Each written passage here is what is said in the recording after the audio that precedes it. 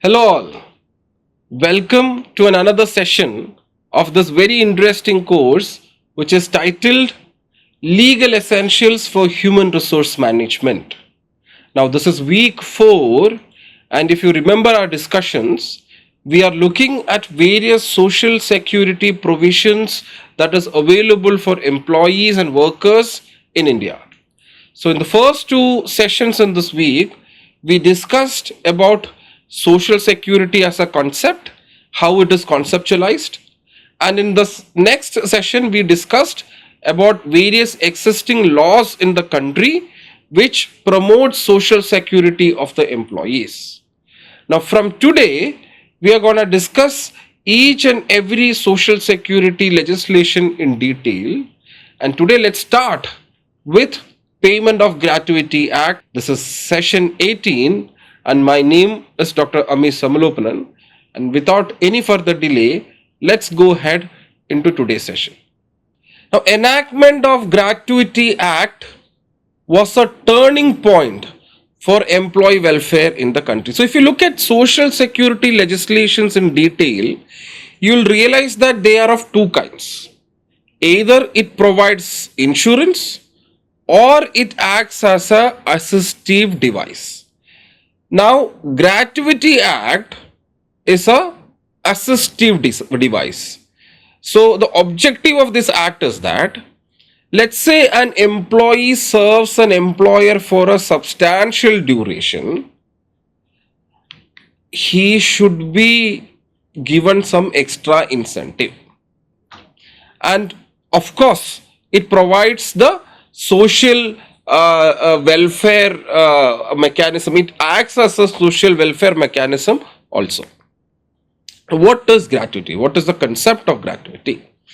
Now, the whole idea is that it's a benefit that is provided to an employee on termination of employment owing to his superannuation. He have reached an age where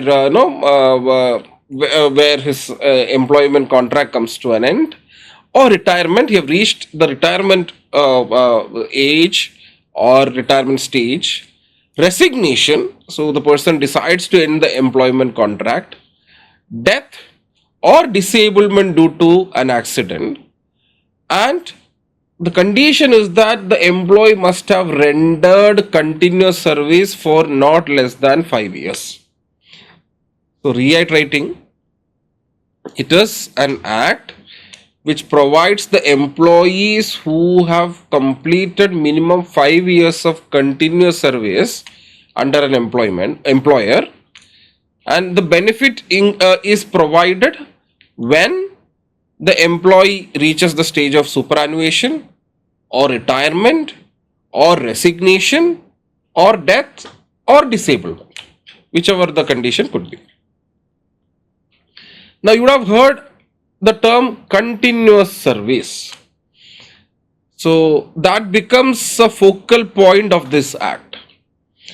So, an employee should have worked continuously for an employer, and the term gratuity, the word gratuity means that it's a gratitude, it's a thank you gesture by the employer. So, it sounds like a reward for continuous employment, but at the same time it is also a social security provision because it provides an amount of post retirement.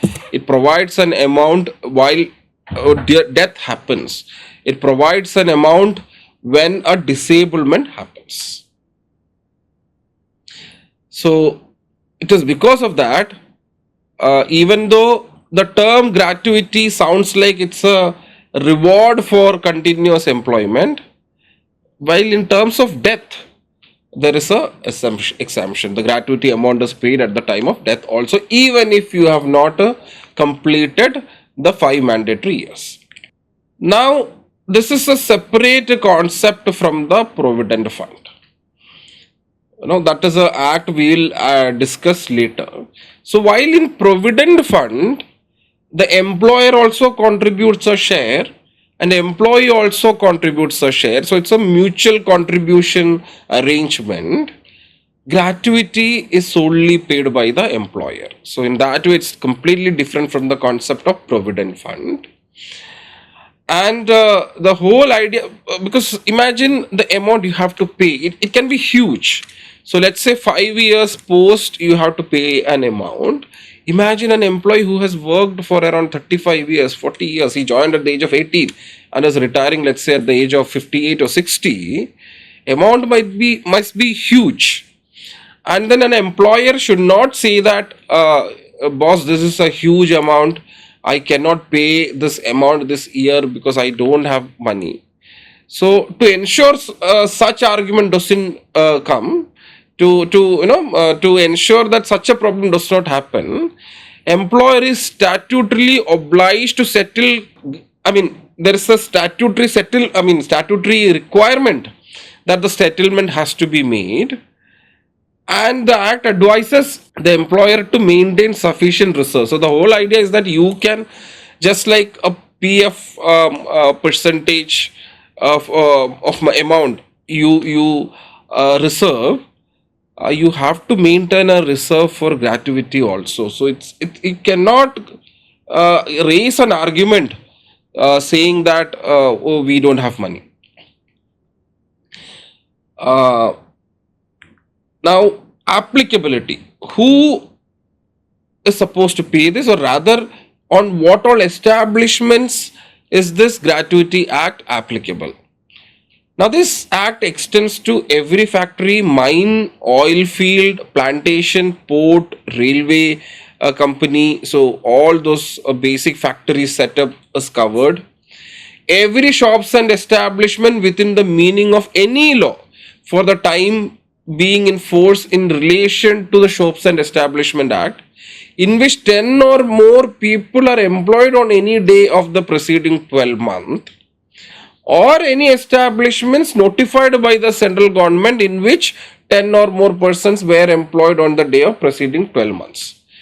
So the whole idea is that you have more than 10 people and you are covered under any of the factory, I mean any of the Shops and Establishment Acts. So Shops and Establishment Acts are a state specific law, so each state would have its own Shops and Establishment Act. So any state definition of Shops and Establishment Act, it comes under.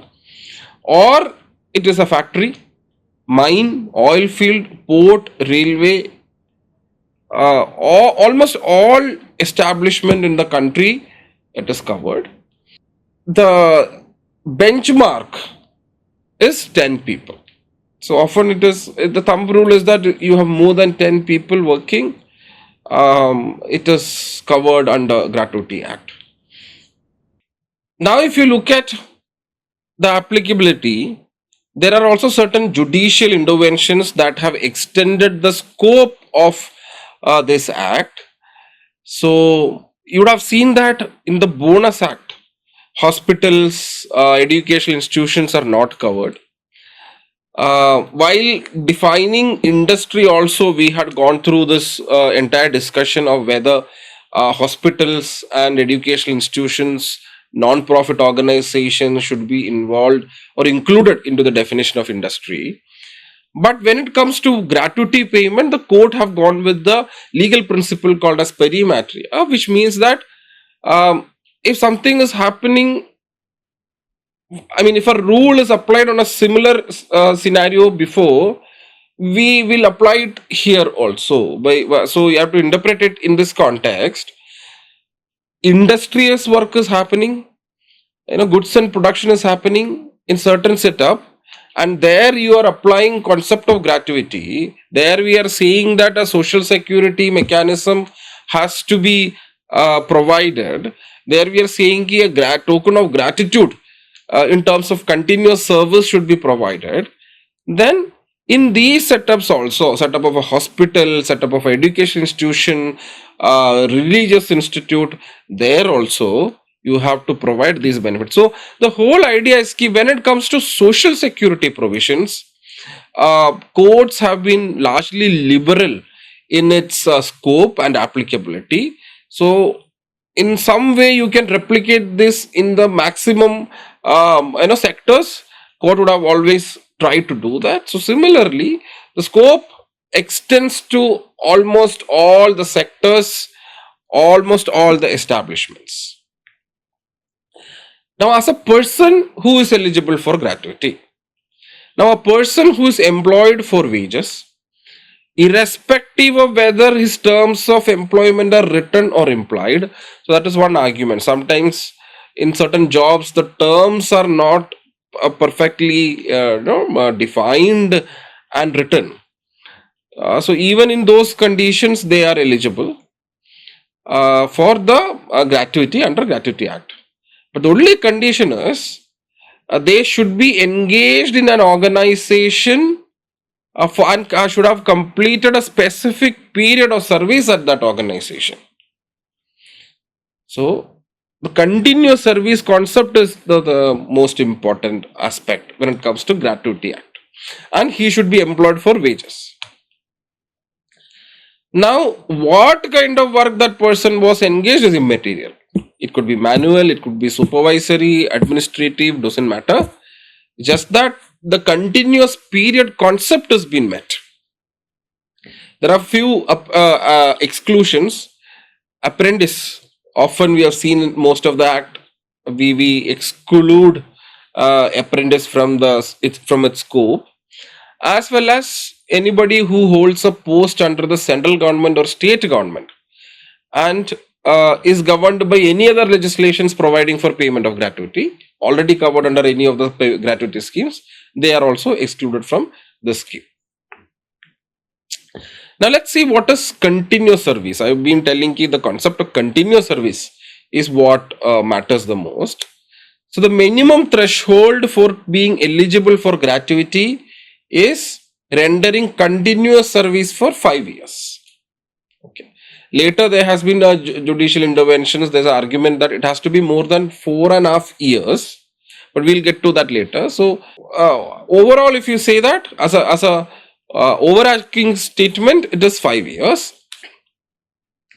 Now, continuous service for 5 years. What is continuous service? He should not have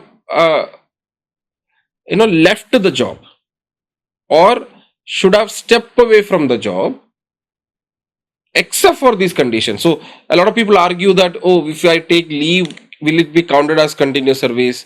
If I go for a maternity leave, is it counted as continuous service? So all these provisions that I'm going to explain from here are included in the continuous service. You have a sickness, you have an accident due to which you have taken a leave with permissions, of course. So it is counted as continuous service. Leave absence from duty without leave, but covered under standing orders. So of course, first set with permission, with the leave you have taken. Second, leave absence from the duty without leave, but should not be an absence as a result of order passed under standing order. Layoff, strike, lockout, cessation of work, not due to the fault of the employee. So employee resigns, yes, it is his fault. Layoff, it's not the employee's fault. Strike, so days, if it is a legal strike, not a problem. Lockout happened. The owner decided to shut down the factory for some period. That time period is also counted under Gratuity Act. Or cessation of work, for a few days there was no work, maybe raw material was not there or there was no electricity to run the machine, again is counted as continuous service. Absenteeism due to temporarily disablement caused during the course of employment and maternity leave. So maternity leave you have taken, that is also continuous service. Some temporary disablement have happened due to the course of employment. So it is counted under the industrial accident, and those cases also is counted under continuous service. Now, if an employee is not able to establish that he has been in continuous service as outlined above, such employees, so you might argue ki why? Already there is a lot of exceptions. Why you need to give more exceptions? The idea is that even today in India, most of the registers are not kept proper. Often there is an employer mistake due to which the employee is not able to prove that he was in continuous employment for 5 years.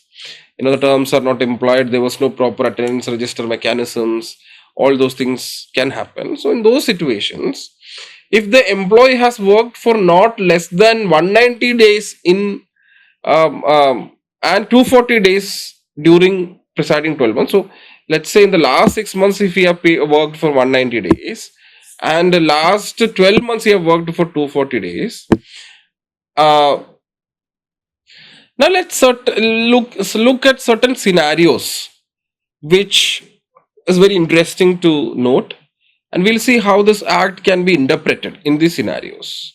Maybe you can also pause the video for a moment and think about it. What do you think would be a right answer at this point? So let's say situations such as lockout, a lockdown and layoff happens. Will it be counted under continuous employment? Layoff happened, you've been benched or you've been asked to leave, or there's a lockout, employer has closed the factory for some period. Will it be counted as continuous service? The answer is the employee continues to be in employment with the employer in spite of there being a cessation of work, and the period of such cessation of work is taken into account while computing the number of days of actually worked. So in the case of lockdown layoff, the days you have worked those days are taken under actually worked for the purpose of calculation of gratuity. Now let's say an employee was terminated, legally terminated with an order. He was working with the organization. He was asked to resign, or maybe there was some inquiry or something, and then that employment was terminated, and he worked somewhere else and all, and then he rejoins. So from where do you calculate? Will you calculate the previous? Let's say he was working for 2 years and then he was terminated. Then he rejoins after 4 years. Now 2 years he have worked with us. So will you calculate his continuous service as 4 years or only 2 years? The last 2 years. The answer is last 2 years, because as I told, if termination happens, what are the days will not be counted, and then your employment has been terminated altogether. You're joined back as a fresh employee, and then your gratuity days of actually worked is counted from the day you have joined. Let's say an employee is absent without obtaining leave. To be very honest, this people might ask, often my students ask me, like, how can you be absent without obtaining a leave? If you look at in certain profiles, especially sales profiles and all, this is a very common practice that the employees might disappear and HR have no clue, and then he comes back. So there is a loss of pay or something, so it goes with the policy of the workplace, but he is part of the workforce still until you decide to terminate on the basis of lack of discipline or something. But until then, he is part of the service, and the days on which he was on leave also will be counted as part of the service. Now again, long period of time, if he is absent for a long period of time, so in such scenarios HR can assume that he has abandoned his service, and then he can be removed on the basis of it, and the termination can happen from the day he started disappearing. So only until the day till he got disappeared, or just left, you have no clue. You call on his phone, he's not picking up, or home email ID, there is no reply. So what will an HR do? So you'll wait for some time. It's an extended period. You'll assume that he have left the job, and then you terminate his employment contract from the last working day he was present, and until then only it will be counted as actually worked. Um, let's say a management changed. So he was working in an organization for 10 years. Now that organization was acquired by somebody else. It's a new name, new organization, every new registration has been made. Will there be a break of service? The answer is yes, because it's a new organization altogether. He will work for 10 years, but that was for the other guy, right? So the new organization, the new owner is not liable to pay gratuity amount for the period you have worked for the previous employer, because essentially these are now two different employers legally. So then his gratuity period will only start from the new takeover, new day from which it's a new company. Last 10 years it is not accounted. Now let's say change in the management happened and the organization decided not to give them a new employment contract, and they decide to extend the employment contract with the terms and provisions in the previous organization, by which they are saying it's a continuous employment. In those scenarios, yes, the new management is supposed to pay for the previous entire year he was working with the previous employer, just because you have considered it as a continuous employment. Honestly, most of the takeover situations happen. The new employer will make it a point that new offer letters have been issued to all the existing people. Might be same, but employment contract offered would be new because the other party have changed. Now let's look at the computation of gratuity. It's a very simple equation. So you'll take the last drawn salary of the employee and then you'll multiply it with years of service. Now years of service is the years of continuous service. So let's say you have worked for 6 years, you'll take it as 6 years. Let's say you have worked for 6 years and 3 months, you'll still take it as 6 years. You have worked for 6 years, 5 months, we'll take it as 6 years.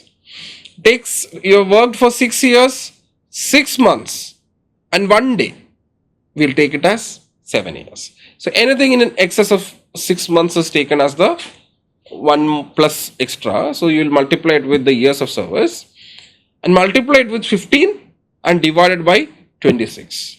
So the amount that you receive at the end of this calculation should be paid, and it's mandatory that the amount has been paid to the employee. Now a lot of people ask you why ideally it has to be divided by 30, because 30 or 31 days per month. Why are we dividing it by 26? So the whole idea is that if you looked at Standing Orders Act, if you look at Factories Act, there is this idea that an employee should be given mandatory 1 day rest after 6 days of work. So by that logic, for every 7-day period, only for 6 days we are paying the salary, whatever it is. So similarly, for a month, maximum number of working days can be 26 days only. 4 days anyways would be a rest day. So the assumption here is that you are only paid for 26 days in a month. 4 or 5 days are going to be rest days. So that scenario, we are dividing it by 26 to calculate the per day wage. So you take, if you're not still clear, I'll show you the equation. You'll take the last drawn salary, which is your monthly salary. Now the monthly salary, the concept I explained right now, the idea is that you're only working for 26 days per month. So your per day salary is going to be last drawn salary divided by 26. That will tell you your per day salary, daily wage that you are receiving. And this act says that gratuity of half a month, 15 days wage would be given. So you multiply that by 15. So you calculate daily wage, which is your last drawn salary, monthly salary, divided by 26, and then you can compute how much you earn for 15 days, which is into 15, and then you will multiply it with years of service. So for a better understanding, you can just calculate it yourself. Let's say there is a guy whose last drawn salary at the age of 60 is 2 lakh rupees. He was working in this organization for last 40 years. So now you calculate how much gratuity he should be getting. So 2 lakhs divided by 26 into 15 into 40. So he joined the job, let's say at the age of 20, now he's 60, 40 years of service. You'll say a huge amount. Will we pay that much amount? No. So apparently there is a cap on which maximum gratuity, you don't have to pay beyond this. So the maximum amount of gratuity payable to an employee shall not exceed rupees 20 lakhs. So you'll see that will it reach 20 lakhs? If it is less than 20 lakhs, whatever is the actual amount. If it is more than 20 lakhs, you pay 20 lakhs rupees. With that, I'll conclude today's session. I hope now you have a fair idea of the concept of gratuity, on which all establishments this gratuity is paid, who are all eligible for the gratuity amount, and how is the gratuity amount calculated. With that knowledge, we will move ahead to the next session. That is also going to be on another Social Security Act. So we'll discuss another Social Security Act next week, next session to be precise. So until then, you have a good day ahead, and let's meet on our next session. Thank you so much.